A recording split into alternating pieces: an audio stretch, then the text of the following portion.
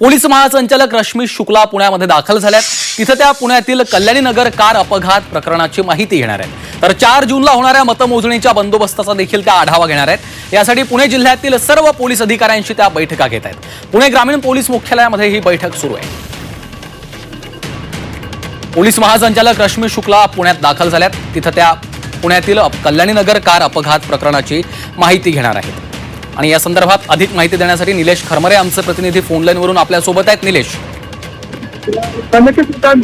आज सकाळपासूनच पुणे पोलिसांचा पुणे जिल्ह्यामध्ये वावर वाढला होता। खरं तर पोलीस आहेत रश्मी शुक्ला ते येणार होते। त्या अनुषंगाने आज जिल्ह्यातील सर्व पोलीस तैनात झाले होते।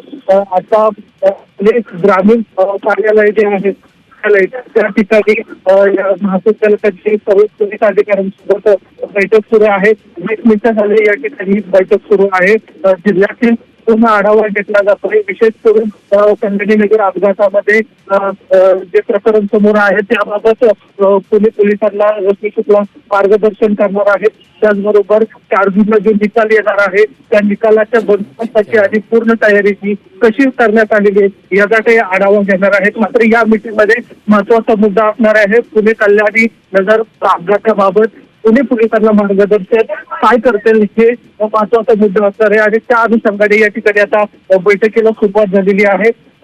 जवळपास 20 मिनिटं झाली ही बैठकीला सुरुवात होऊन आणि आता कल्याणी नगर अपघाताचा मुद्दा चर्चेला सुरू झालेला आहे। निश्चितच धन्यवाद निलेश सविस्तर माहितीसाठी।